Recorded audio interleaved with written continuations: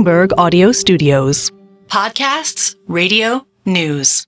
Sam Bankman-Fried's sentencing is coming out. He is sentenced to 25 years in prison after being convicted of fraud over the FTX collapse. Again, he's been sentenced to 25 years in prison after being convicted of fraud over the FTX collapse. Not the Bernie Madoff situation, but then not the 10, 11 years of sort of the lower white-collar crime. Yeah, the defense was asking for 6.5 to 7 years. And again, the prosecution was looking for something in the 40 to 50% range, so maybe splitting the difference. Hey, Barry, we got about a minute left here. Just put into context, if you can, in the context of Bankman-Fried, his sentencing here for 25 years. Yeah, what's your reaction? What's your reaction? So I'm more in the Michael Lewis camp than in. I love Zeke Fox's book, but when you look at everybody having recovered all of their assets, the story, perfect example of narrative fallacy. The story of this guy as a genius who has figured out how to make crypto modernized, and then it turns out that they're commingling funds, and they're kind of running everything on the fly. It's amazing how one narrative story failed and was replaced by another. This is very similar to Theranos and what happens there. We love these stories, and they often deceive us. Yep, absolutely. Hey, Barry, thank you so much for joining us. Barry Ritholtz, host of Masters in Business on Bloomberg Radio and the founder of Ritholtz Wealth Management. Again, the key data point here, as Alix just mentioned, Sam Bankman-Fried sentenced to 25 years in prison, ordered to forfeit more than $11 billion. Let's bring in June Grasso, Bloomberg's legal analyst. She joins us here in our Bloomberg Interactive Broker Studio. Initial reactions, June? Well, I think it's a very tough sentence, but it was expected. Judge Kaplan, before the trial, said that he increased the sentencing guideline range because he found that Sam Bankman-Fried had perjured himself at his trial. He found that he committed witness tampering. If you remember, he put him into prison before trial despite this huge bail package because he felt that he was tampering with a witness. And he said there was a loss to investors of $1.7 billion, despite the fact that people have said that the investors are going to get paid back, most of them. He said something that I thought was it was chilling. So the defense was saying, look, let him out early. He could be like a Michael Milken. He can come back because he wants to do good in the world. He has this ability. And the judge said that there's a risk that this man will be in a position to do something very bad in the future. And it's not a trivial risk.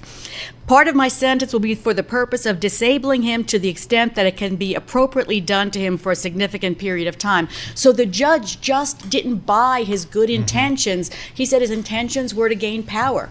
But on the flip side, I mean, he wasn't sentenced to 150 years, so he will still have a life when he gets out, right? Just if you're just joining us now, Sam Bankman-Fried is sentenced 25 years in prison. He will also be ordered to forfeit more than $11 billion. So presumably, do you serve that whole 25 years? You serve 85% of the time, and the request from the Bureau of Probation for 100 years was ludicrous. No one would be sentenced to that. I mean, think about Bernie Madoff. That's a worse scam that you can think of. So he's like the high end of the scale. The government was asking for 40 to 50 years. That's also very high. I mean, think about what happened here. But I think the judge is also trying to send a message to, this has been called the greatest financial fraud in U.S. history by the U.S. Attorney for the Southern District of New York. So the judge is trying to send a message. But this judge has been so tough through the entire trial. If you remember, before Bankman-Fried testified, he had him on the stand for 3 hours outside the presence of the jury. He denied almost all of the requests that the defense made for motions to introduce different defenses that he wanted to present to the jury, different expert witnesses. So he's been tough on him since the very beginning. But I thought he should get 10 years, so maybe he'll get 20 years. In point of fact, he got 25 years. Interesting.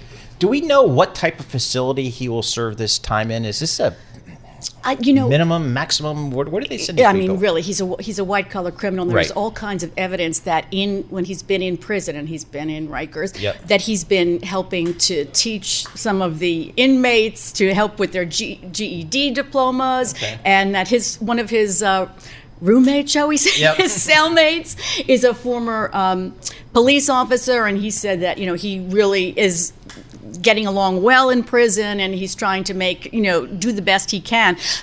This will be up to the Bureau of Prisons. It's not going to be up to the judge where he goes. So they're going to do a report after this and determine, and also I think he might go to a facility in California so he could be near his family. Okay. And just to reiterate, if you're just joining us, FTX co-founder Sam Bankman-Fried has now been sentenced to 25 years in prison for stealing billions of dollars from customers, marking the final chapter in this case that has just captivated pretty much everybody. He also has been ordered to forfeit $11 billion. What happens now? Is there any other thing? Appeal, convo? What happens next? There is an appeal. I mean, the defense is going to appeal this. Appeals are very hard in criminal cases, and a lot of the decisions that the judge made are considered within a trial judge's discretion. So it's a difficult appeal, but yes, they're going to appeal. He's hired new lawyers. He changed his lawyers from the trial. So he has representing him now Mark Mukasey, who's a very well-known criminal defense attorney. He represented Trevor Milton and got him a sentence of 4 years when the prosecution wanted 11 years. So he didn't. So would they be appealing the verdict or just the sentence? The verdict. He will be appealing the verdict. What happened at trial? The charges, the different. For example, what I just said. The judge didn't allow him all these different expert witnesses that he wanted to testify to present defenses, and the judge cut all that off. So that will be, I think, the basis of the appeal, and.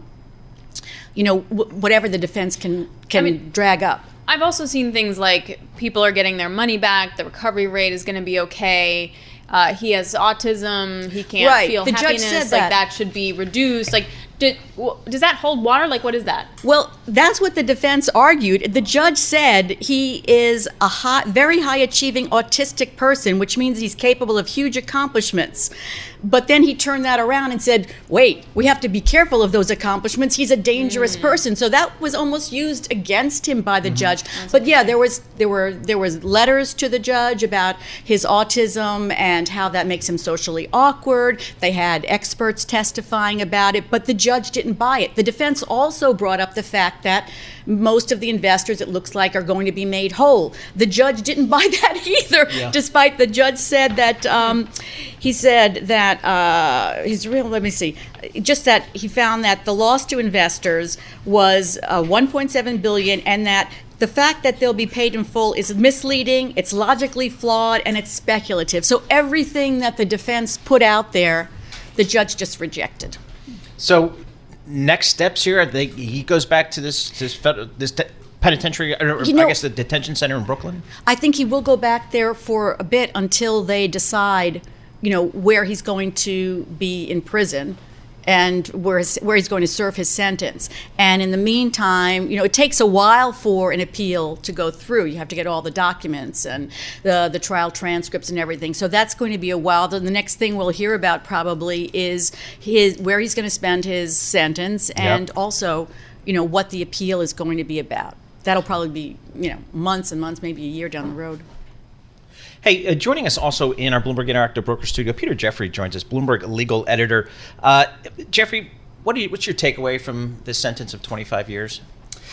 Well, you could tell as the judge delivered his remarks before pronouncing the sentence that it was going to be very stiff. Nothing like the 6.5 that the defense asked for, but not at the range of the 40 to 50 the government wanted. It was sort of right in the middle.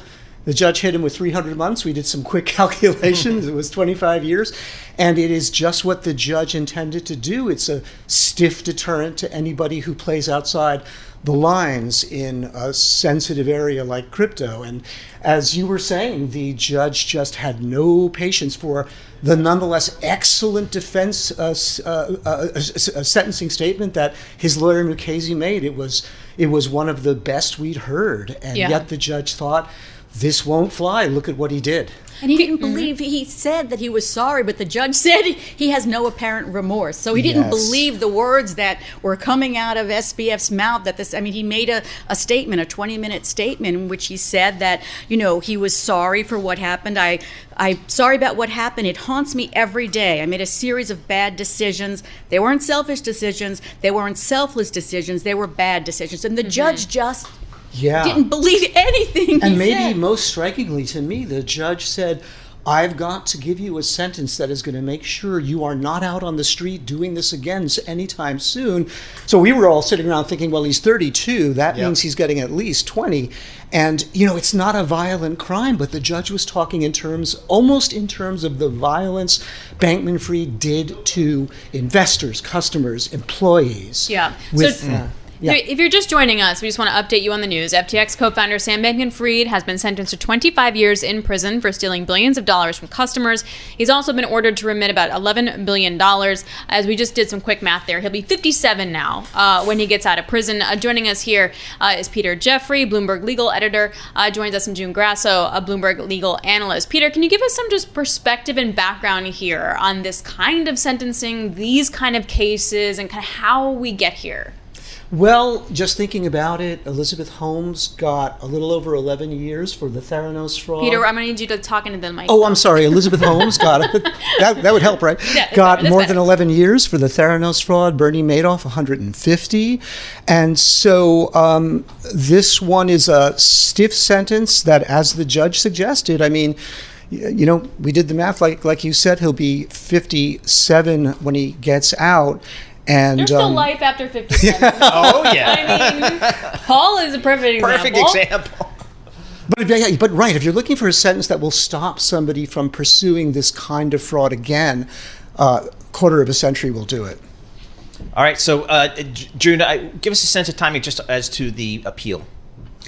It's hard to say how long the appeal will take because they have to. It's up to the defense to prepare the papers but I mean I think it'll be months, maybe even a year. Peter, I don't know. Could be, yeah. Could be a year.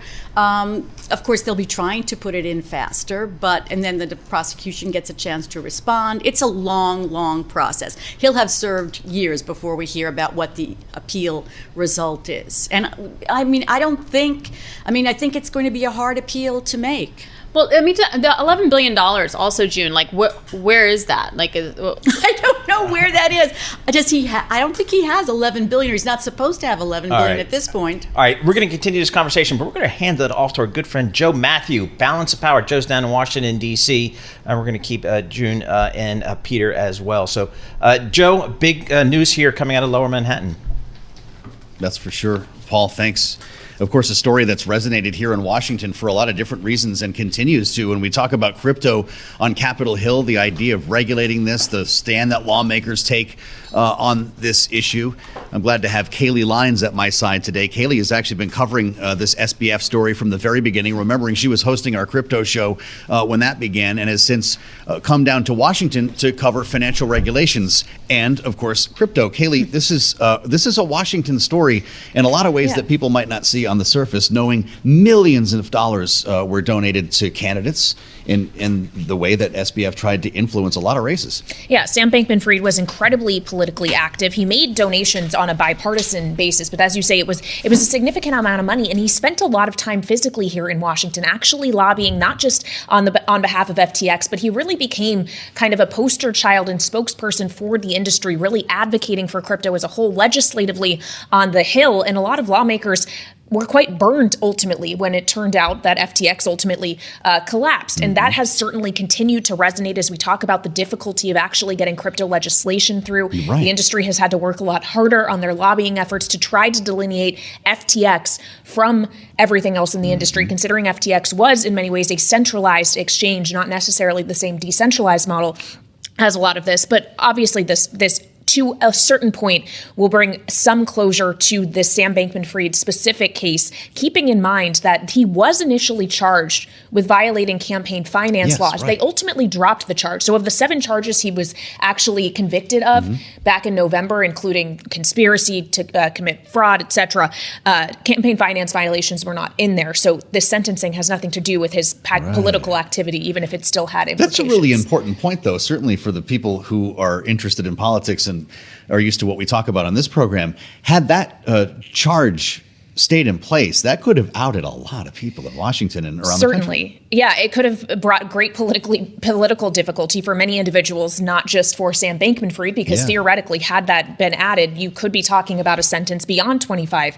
years today. That said, still this 25-year sentence is significantly lower than what prosecutors were asking for. Obviously, they were pitching for 40 to 50 years because of the scale of this fraud that they were describing, one of the largest in modern American financial history, with over 1 million victims, obviously $10 billion ultimately in terms of the size of the fraud. But we do have to keep in mind here that Sam Bankman-Fried is 32 years old, as Alix and Paul and June were just discussing. So this is going to take him well into late middle age, ultimately, if this sentence stands. Obviously, there will be an appeal process, but who knows how that will shake out. It's just amazing when you think about just the way human nature is at play in stories like these, considering the paradise he was living in. He had it made. He was in the Bahamas living the life he dreamt of. He's been since living in Rikers Island. Yeah, I mean, he was a billionaire many times over. And now, of course, as part of this, he also has not just been sentenced to 25 years in prison, but forfeiting $11 billion. And unclear where that $11 billion comes from. All of his wealth was tied up in FTX, which is now bankrupt. And of course, everything that can be salvaged from that bankruptcy process is going to be distributed to the customers and users who had money lost in this. That, if anything, might be one of the more redeeming aspects of the argument that he and his legal team were able to make to Judge Kaplan, was that a lot of these people will ultimately get most of their money back throughout that bankruptcy process. And so that may have helped him here. But yeah, the journey of Sam Bankman-Fried from this meteoric rise to one of the most well-known individuals, hanging out with Gisele Bündchen and Tom Brady, and incredibly popular, certainly a well-known presence here in Washington, to now someone who is going to be in prison for a very large chunk of his life. It's a remarkable story. Spending time with Kailey Leinz here a little earlier than usual on Balance of Power. If you're just joining us, sentencing day for SBF, and it is 25 years in prison. I think June Grasso was suggesting that could be knocked down, but that's the headline right now. And of course, to Kailey's point, they were asking for 40 to 50 years. So just for a little bit of perspective on this, you've been saying, of course, asking questions, Kailey, of lawmakers and regulators about crypto since you moved to Washington. This has colored that debate in a lot of ways, where lawmakers feel free to say, you know what, this is a home for criminal activity. This is not a serious investment. Before this happened, there was more momentum, it seemed, on some of these issues. Where's any of this going now? Well, it's a great question. Where it's going in the House is probably very different than ultimately the question of whether it will pass the Senate or become law, because in the House, you do have much more advocacy for the crypto industry in some of those lawmakers, including the chair, at least for now, of the Financial Services Committee, Patrick McHenry. And that committee has advanced multiple pieces of legislation that would, in some ways, perhaps legitimize the industry more by giving them the regulatory clarity they've been asking for, delineating what the CFTC or the SEC would have control over, including things to stablecoins. Not all of this, of course, related to the business that FTX was conducting, but it has been used as an example for the counter arguments. Those who are more crypto skeptical aren't in the majority in the House, but they are in the Senate. Sherrod Brown is obviously the head of the Senate Banking Committee, has been very reluctant to talk about any of this kind of legislation in any way that isn't more critical and skeptical of the industry. And he is facing a challenger of a pro-crypto advocate in his Senate race in Ohio in November, Bernie Moreno. So you're still seeing the politics around this industry playing out, and that goes well beyond just the legacy of Sam Bankman-Fried. Got you. June Grasso is standing by, the host of Bloomberg Law in New York. Before we move to a conversation with Governor Ned Lamont of Connecticut, I just want to bring June in on this. Specific to the sentence, June, what options does he have now? You've referred to an appeal. What happens next? Well, he'll have to serve 85% of that sentence unless he wins on appeal. And of course, the defense is going to appeal. He has changed his lawyers since the trial. He's hired Mark Mukasey, very famous, well-known former federal prosecutor in New York. He represented Trevor Milton and did much better on the sentence. Trevor Milton got 4 years as opposed to the 11 that the prosecution wanted. So the next thing is an appeal, and they'll go back through the trial there and find what they consider to be legal errors. And probably a lot of that will be some of the decisions that the judge made prior to trial even, that sharply limited the defenses that Sam Bankman-Fried could assert at trial, limited the expert witnesses he wanted to call. He really limited his case to a great extent. So I think that will be the basis of the appeal. It will be probably years before we know how that appeal turns out, because it takes quite a bit of time to file the papers and have the responses. That's where we stand.